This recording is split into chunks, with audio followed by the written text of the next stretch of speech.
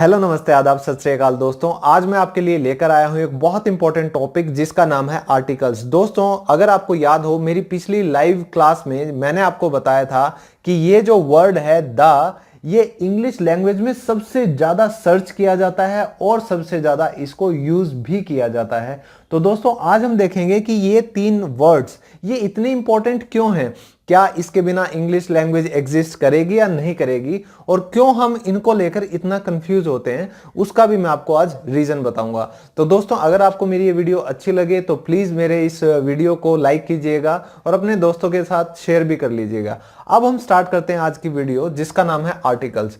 दोस्तों सबसे पहले आर्टिकल्स यूज होते हैं बिफोर नाउन। तो अगर आपने मेरी नाउन पे वीडियो नहीं देखी तो आप देख सकते हैं, मैं फिर भी बता देता हूं कि नाउन का मतलब यह है कि कोई भी ऐसा नाम जो आप किसी भी चीज को दे सके। फॉर एग्जाम्पल आप टीचर बोल लें, बॉय बोल लें, आइडिया बोल लें, प्रॉमिस बोल लें, ये सभी नाउन है। जिस चीज को भी पूरी दुनिया में आप कोई नाम दे सकें उसको हम नाउन बोलेंगे।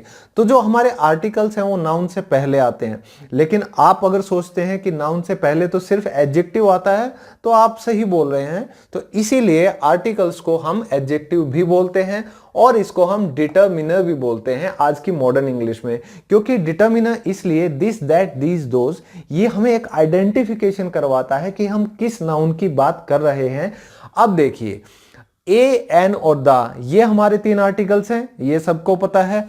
और आपने अगर स्कूल में ग्रामर पढ़ी होगी तो आपने शायद इस बात का रट्टा भी मारा होगा कि ए और एन जो है उसको हम इनडेफिनेट आर्टिकल बोलते हैं और जो द है हमारा उसको हम डेफिनेट आर्टिकल बोलते हैं। आज मैं आपके साथ शेयर करूंगा कि ऐसा क्यों है। बजाय कि आप रूल्स का रट्टा मारें, आप समझने की कोशिश करें कि व्हाई, ऐसा क्यों है।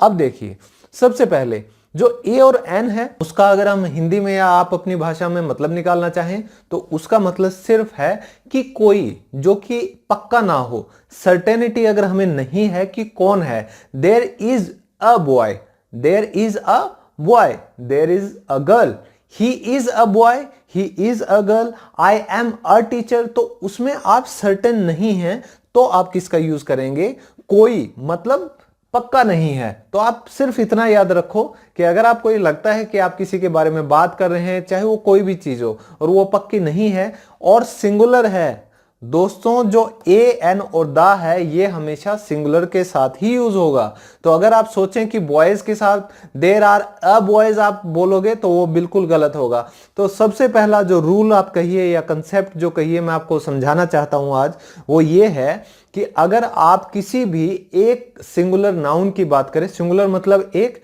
किसी भी आप एक ऑब्जेक्ट को देखते हैं, किसी चीज को देखते हैं, किसी शहर की बात करें, किसी इंसान की बात करें, किसी जानवर की बात करें, तो उस एक नाउन के लिए, मैं नाउन की बात कर रहा हूं, तो उस एक नाउन के लिए आप किसका यूज करेंगे, ए, एन या द का। तो इतना क्लियर हो गया। तो सबसे पहले ये चीज कि किसी एक के लिए ही ए, एन या दा का यूज होगा। ए और एन को हम कहीं भी मतलब एक वीक फॉर्म अगर माने तो इसको वन भी सोच लेते हैं, हम बोल देते हैं दिस इज मार्कर, नहीं दिस इज अ मार्कर। तो अगर हम इसको बिल्कुल अलग से बोलें तो ये ए हम बोलेंगे, लेकिन जब हम इसको सेंटेंस में यूज करेंगे तो हम इसको कैसे यूज करेंगे, अ। ए क्या है, अ की तरह साउंड करेगा। और जो एन है वो सेंटेंस में कैसे यूज होगा, अन।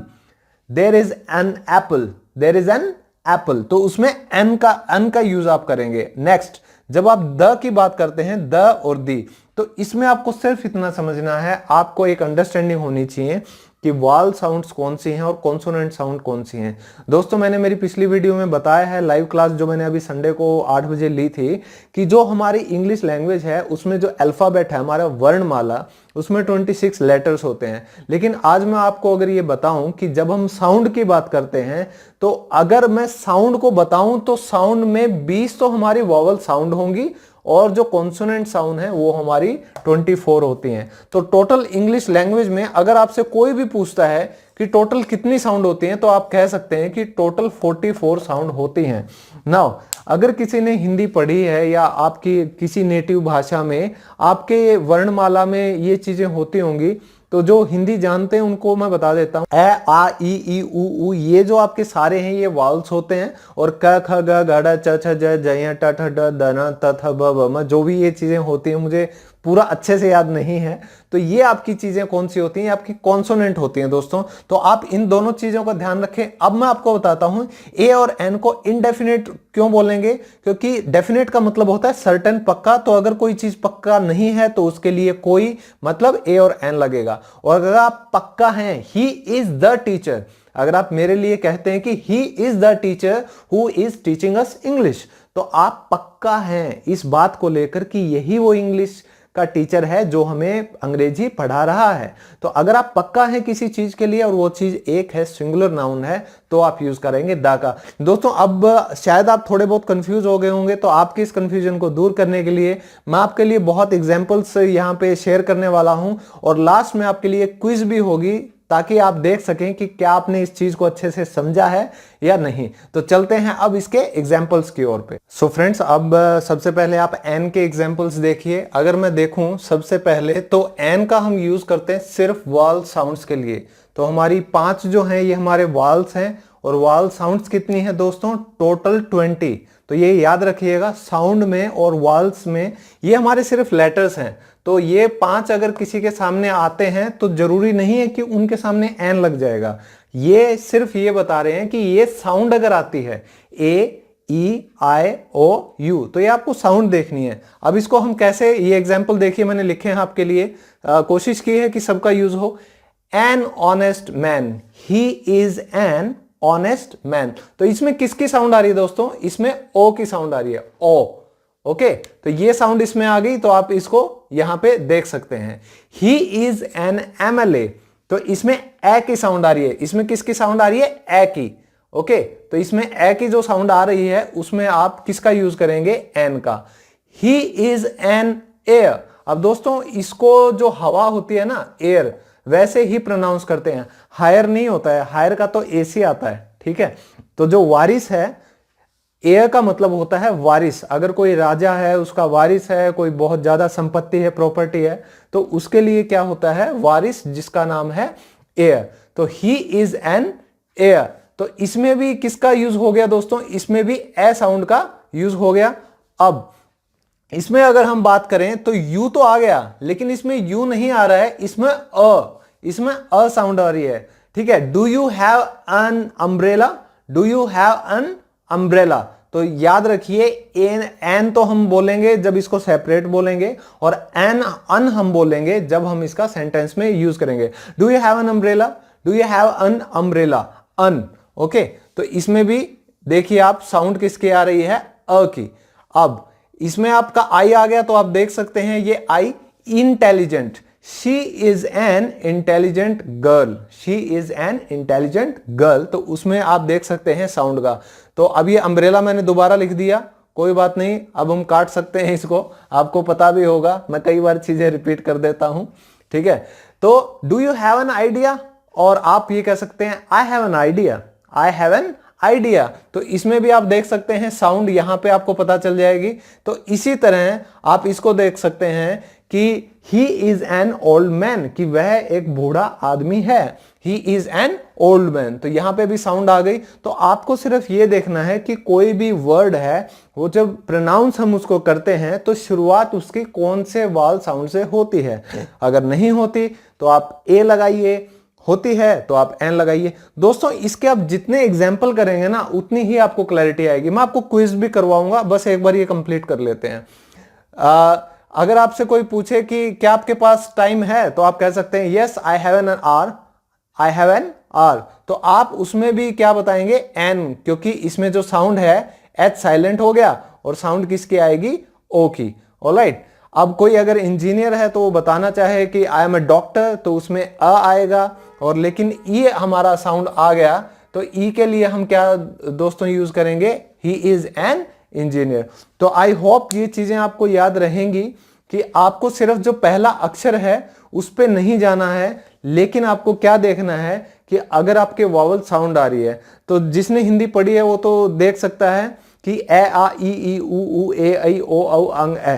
तो अगर इन सब के आसपास कोई भी आपका वर्ड है, उसकी शुरुआत हो रही है प्रोनाउंसिएशन में, तो आप आंख बंद करके एन लगा दीजिए। ओके, अब देखते हैं एक एग्जांपल। सबसे पहले अ ब्यूटीफुल गर्ल। तो यहां देखिए मैंने पहले कहा she is an intelligent girl, but now she is also a beautiful girl. अब जैसे ये देख सकते हैं ब, ह, ब, क, ओके, ग, तो ये सारी जो साउंड है दोस्तों ये आपकी कॉन्सोनेंट साउंड है। तो या तो आप इंग्लिश में एक बार इन सभी साउंड्स को देख सकते हैं, क्योंकि अगर आपने आर्टिकल्स को अच्छी तरह नहीं किया ना तो आप कितनी ही अच्छी इंग्लिश बोलने लग जाएं, इन छोटी छोटी चीजों की वजह से आपकी पूरी जो इंग्लिश की फ्लुएंसी है, जो आपका एक स्ट्रक्चर है सेंटेंसेस का, और जो आपकी एक क्वालिटी है वो खराब हो जाती है। तो ये बहुत इंपॉर्टेंट है इन चीजों को समझना। तो क्योंकि अगर आप किसी के सामने एडजेक्टिव लगाएं ना लगाएं, ब्यूटीफुल बोलें, इंटेलिजेंट बोलें, वो ठीक है, कोई बात नहीं, बट शी इज गर्ल ये तो गलत हो गया ना। तो आपको सिंपल से सिंपल सेंटेंस बोलने के लिए भी आर्टिकल्स की हेल्प लेनी ही पड़ेगी। देखिए, he is a handsome boy, there is a book, he purchased a car, okay, he gave me a gift, he gave me a promise। लेकिन दूसरा a game, let's play a game, okay, he is a man, I have a pen, that is a table, that is a table। तो ये आप देखेंगे कि किसी भी word में ये चीजें यूज नहीं हुई, ना तो इनके अक्षर आए और ना इनकी जो साउंड है वो आई। लेकिन आपने ये देखा कि यहां पे एच आ गया, यहां पे एम आ गया, यहां पे फिर से एच आ गया, तो ये चीजें आपको कंफ्यूज कर सकती हैं। इसीलिए हमेशा आप वॉवल साउंड्स पे जाइएगा। अब हम देखते हैं जो द है उसको दी क्यों बोलते हैं और वो कहां पे यूज होगा। सो फ्रेंड्स, अब आप देखिए कि हम द का यूज कहां करते हैं। सबसे पहले जैसा मैंने आपको बताया था कि ये एक डेफिनेट आर्टिकल है, तो डेफिनेट की वजह से इसको हम सर्टेन भी बोल सकते हैं, मतलब पक्का। अगर आपको पता हो कि आप किसके बारे में बात कर रहे हैं और वो एक सिंगुलर चीज है या ऑब्जेक्ट है या जगह है, उसके लिए हम यूज करेंगे द का। अब दोस्तों देखिए, द और दी में क्या फर्क है। जो कॉन्सोनेंट साउंड अगर आपकी आती है तो उसके लिए हम द का यूज करेंगे, और वाल साउंड आती है तो उसके लिए हम दी का यूज करेंगे। लेकिन दोस्तों आज के दिन मॉडर्न इंग्लिश में ये कहा गया है कि अगर आप कोई बहुत इंपॉर्टेंट चीज या कोई एक इंपॉर्टेंट इंसान के बारे में बात कर रहे हैं तो भी आप इसमें भी, मतलब कॉन्सोनेंट साउंड में भी आप दी का यूज कर सकते हैं। तो इसमें बहुत ज्यादा टेंशन लेने की जरूरत नहीं है। अगर आप चाहें कि आपके लिए कोई चीज बहुत ज्यादा इंपॉर्टेंट है तभी आप बात करते हैं तो आप दी का यूज कर सकते हैं। फॉर एग्जाम्पल, अगर मैं बात करूं Narendra Modi is the prime minister of India, you are saying simply कि वो हमारे इंडिया के, भारत के प्रधानमंत्री हैं। But for me if he is very important, if, okay, conditional है कि Narendra Modi is the prime minister of India, okay. तो अगर आप पीएम की बात करें, आप सीएम की बात करें, या आप कमिश्नर की बात करें, एसपी, डीसी, किसी की भी बात करें, तो चाहे उसमें वाल साउंड है या नहीं, आप उनकी इंपॉर्टेंस दिखाने के लिए द को दी बोल सकते हैं। फॉर एग्जाम्पल, अगर मैं यहां सेकंड एग्जाम्पल में बात करूं, Tendulkar is the best player, और मैं इसको ऐसे भी बोल सकता हूं, Tendulkar is the best player, the best. आपने सुना होगा कि he is the best, okay, तो उसमें भी हम दी का यूज कर सकते हैं। तो ज्यादा टेंशन लेने की इसमें जरूरत नहीं है। अब दोस्तों आप एग्जांपल देखिए, this is the pen which I have bought, this is the pen which I have bought. So I know कि मैं किस पेन के बारे में बात कर रहा हूं, ओके। तो अब देखिए, सेकंड आपको बताया था अभी, Tendulkar is the best player, so you know कि आप किस प्लेयर की बात करें कि वो सबसे अच्छे प्लेयर हैं। So you know about that person, और आप उन्हीं को एक डेफिनेट चीज बता रहे हैं, तो वो क्या हो गया, हमारा सर्टेन हो गया।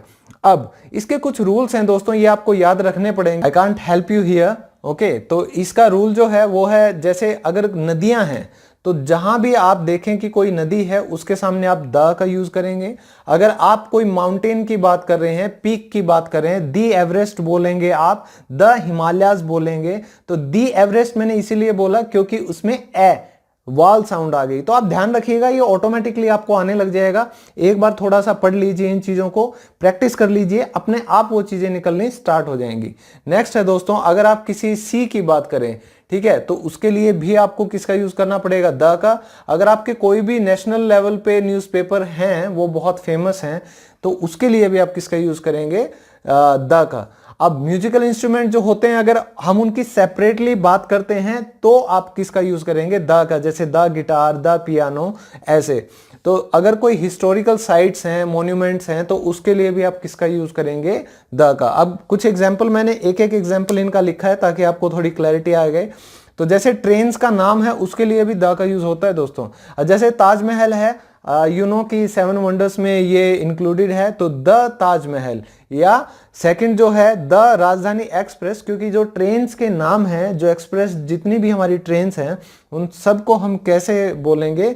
द राजधानी एक्सप्रेस। तो दोस्तों आपको इससे एक थोड़ा सा आइडिया हो जाना चाहिए कि जब भी आप ए या एन की बात करते हैं तो आपको पता नहीं होता, आप एक आम तौर पे जो कोई चीज बहुत कॉमन है उसके बारे में बात करें, वो एक है तो ए और एन लगेगा। सिंपल सी अंडरस्टैंडिंग रखिए बस इतनी। और अगर आप जानते हैं कि हाँ इंपॉर्टेंट चीज है यार और ये एक ही चीज है, are you getting my point, तो उस टाइम पे आप द या दी का यूज कर सकते हैं। अब जैसे आपके न्यूज़पेपर हैं उसके लिए आप द हिंदू, ठीक है, the times of India, the news express जो बहुत हैं, तो द गिटार ये म्यूजिकल इंस्ट्रूमेंट्स का आ गया।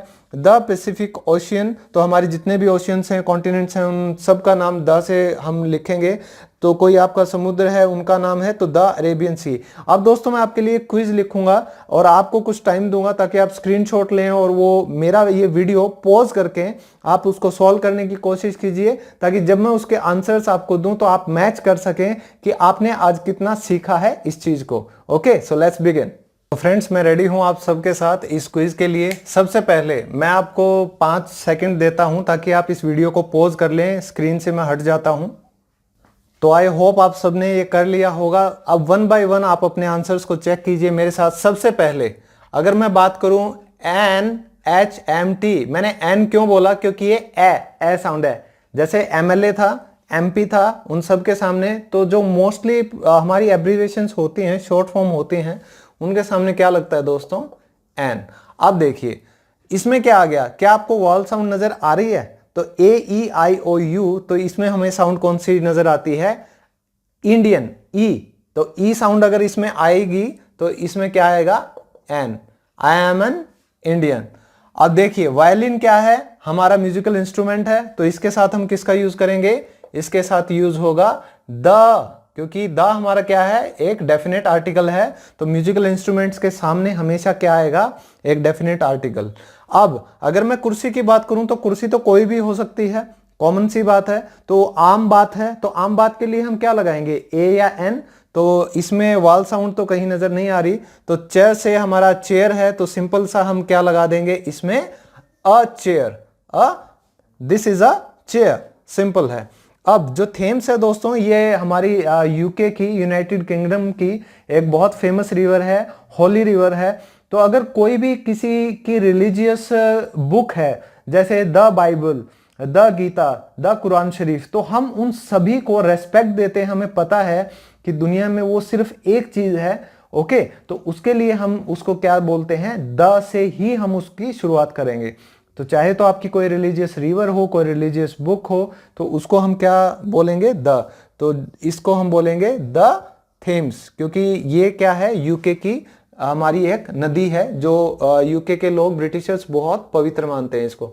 अब अगर मैं गाय की बात करूं तो गाय तो बहुत हैं, आम है, कॉमन है, ठीक है। तो इसके लिए हम क्या करेंगे? There is a cow, there is a cow. अब अगर मैं इसकी बात करूं साल, तो अगर आप इसमें देख पा रहे हैं तो इसमें हमें कौन सी साउंड आ रही है? वाल साउंड। तो इसमें है एन, इसमें क्या आएगा? एन।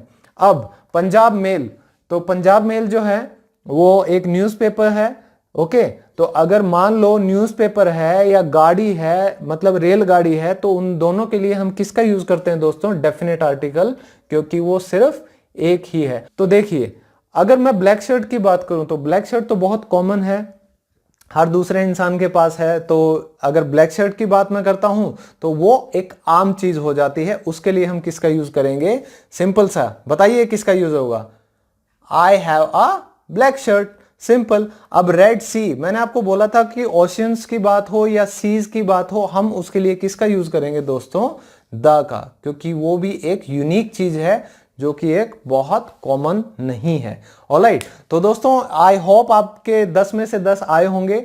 आप मुझे अपना स्कोर भी बताइएगा कमेंट बॉक्स में। तो दोस्तों अगर आप ऐसी ही इंटरेस्टिंग क्विज और ऐसी ही इंटरेस्टिंग वीडियोस चाहते हैं तो मैंने लाइव क्लासेस जो स्टार्ट की हैं आप उसको ज्वाइन कर सकते हैं। मैं रिक्वेस्ट करूंगा अगर आप में से कोई इस कैपेबल हो, इस लायक हो, तो आप चैनल को ज्वाइन कीजिए, क्योंकि बहुत जल्द मैं सिर्फ और सिर्फ मेंबर्स के लिए ही लाइव स्ट्रीमिंग करूंगा जिसमें आपकी जो भी इंग्लिश से रिलेटेड प्रॉब्लम है उसको मैं सॉल्व करूंगा। तो मुझे अपना सपोर्ट दिखाने के लिए, मुझे सपोर्ट करने के लिए इस चैनल को ज्वाइन कीजिए, मेंबरशिप को। ओके, और अगर आपको ये वीडियो पसंद आता है तो लाइक तो आप ऑब्वियस सी बात है करेंगे ही, और इस वीडियो को शेयर भी कीजिए ताकि मैं थोड़ा सा मोटिवेट हो सकूं और मेरी वीडियोस को थोड़ी सी अच्छी व्यूअरशिप मिल सके। तो इसी के साथ थैंक्स अ लॉट आप सबका। मैं ऐसी ही इंटरेस्टिंग वीडियो आपके लिए लाता रहूंगा। Stay fit, stay healthy, bye bye, take care.